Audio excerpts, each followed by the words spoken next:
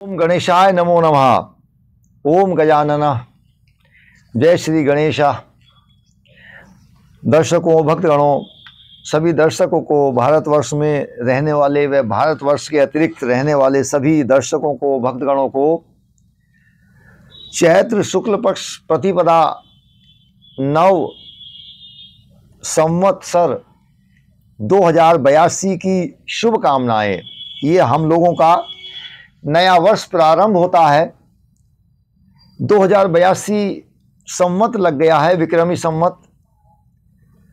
तो इस दिन की जो हम चर्चा करेंगे वो करेंगे कि चैत्रीय जो नवरात्र है वो कब है, किस तिथि में कौन सा नवरात्र है, किस दिन कौन सा नवरात्र करना चाहिए।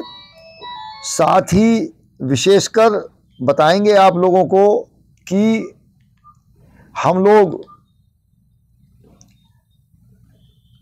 तिथि के अनुसार में किस दिन से नवरात्र है, किस तारीख में है और अमुक तारीख में कितने बजे से क्या तिथि लग रही है, कब तक है एवं कितने बजे तक है। घट स्थापना का, कलश का मुहूर्त, शुभ लग्न एवं अष्टमी नवमी किस दिन है, इस विषय में हम लोग जानकारी प्राप्त कराएंगे। आइए चलते हैं इस तरफ। तो सभी दर्शकों का, भक्तगणों का मेरे इस चैनल में स्वागत। चैत्रीय नवरात्र की शुभकामनाएं मंगलमय हो। माँ भवानी की, माँ जगदम्बा की, माँ पार्वती की आप लोगों पर कृपा हो। माँ विंध्यवासिनी आप पर कृपा करें। अगली वीडियो में मैं आप लोगों को ये चर्चा करूंगा कि किस राशि वालों को किस माता की आराधना करनी है, कौन से दिन किसको। और इस बार शनि महाराज कहाँ पहुंच रहे हैं,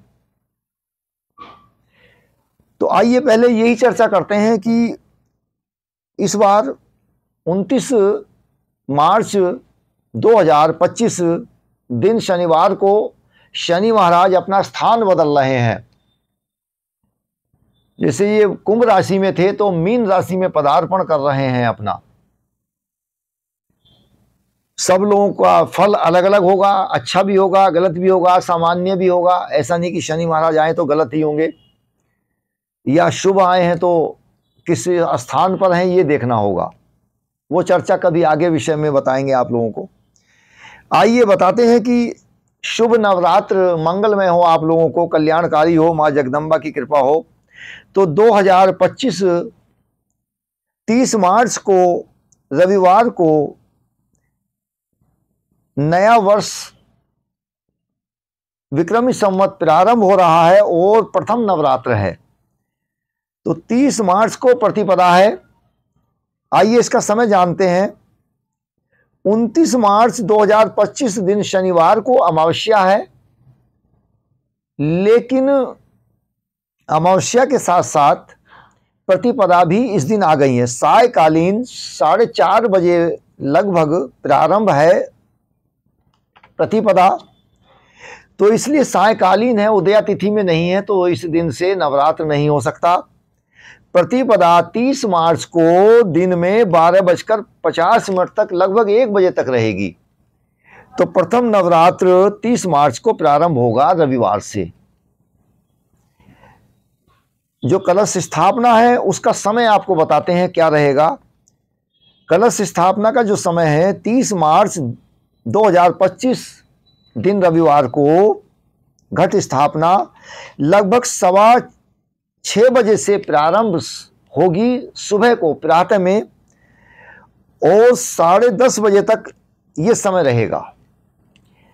इसके अतिरिक्त जो दूसरा समय होगा, जो शुभ लग्न है, मुहूर्त है कलश स्थापना का, वो 30 मार्च को ही प्रातः दिन में लगभग 12 बजे के बाद से और 1 बजे तक रहेगा। 1:15 बजे तक आप कर सकते हैं, कोई इसमें व्याधि नहीं है, कोई दिक्कत नहीं, किसी तरह का संशय ना करें।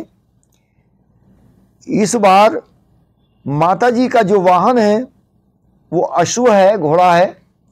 कुछ लोग हाथी और गज भी बता रहे हैं। तो जब अश्व वाहन होता है तो थोड़ा सा लड़ाई का आशंका रहती है, और अश्व तेज चलता है, रणभूमि में रहता है, तो उसके ऐसा युद्ध की संभावनाएं रहती हैं। अन्य देशों में, अन्य देशों से, देश के अंदर में, मंत्रिमंडल में, राजाओं में, किसी विषय को लेके। आइए अगली बात करते हैं कि इस दिन में जो प्रथम नवरात्र है, इस दिन में गुड़ी पड़वा भी इसको कहते हैं। गुड़ी पड़वा का व्रत भी मनाया जाएगा। और जो 2 अप्रैल 31 मार्च है, क्योंकि 30 को प्रतिपदा है और इसी दिन में गुड़ी पड़वा है। 31 मार्च को द्वितीया का नवरात्र है। द्वितीय स्वरूप की महामाई की पूजा करेंगे। इसके अतिरिक्त 1 अप्रैल को तृतीय नवरात्र, तृतीया तिथि होगी, और तृतीया तिथि और चतुर्थी तिथि का एक ही दिन नवरात्र होगा। इसके अतिरिक्त 2 अप्रैल को हमारा जो विशेषकर नवरात्र होगा वो पंचम का होगा, और 3 अप्रैल को छठे स्वरूप का पूजन करेंगे, षष्ठमी तिथि है। और 4 अप्रैल को सप्तमी तिथि रहेगी, 7वें सप्तम कालरात्रि, कालरात्रि का स्वरूप होगा।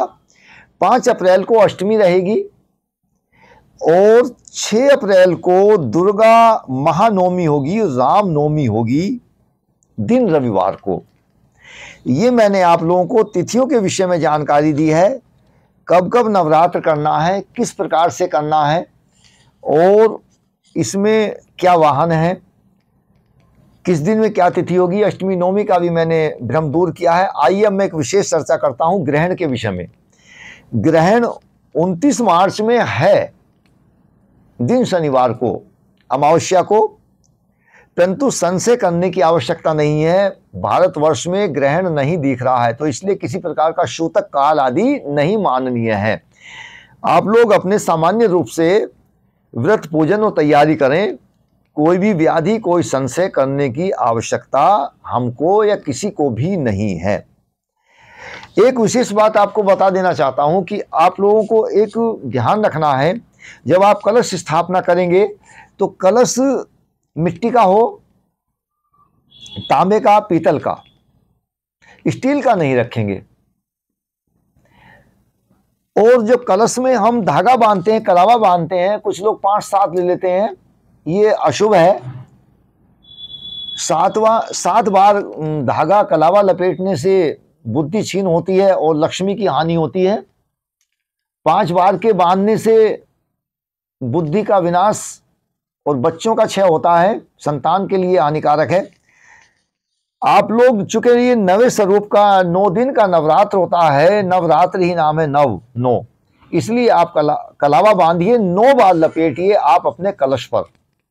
और जो कलश के अंदर में आप आम की शाखा की पत्तियां रखें, वो भी 9 रखें। आप ये ध्यान रखें, 5, 7, 11 नहीं रखें, आप 9 रखिए। 11 आप रख सकते हैं तो आप 9 पत्तियां रखें, और अपने कलश पर 9 आप तिलक लगाइए, टीका लगाइए, महामाई का 9 स्वरूप समझ के अपने सामने, तो 9 स्वरूप का आपको प्रभाव आएगा।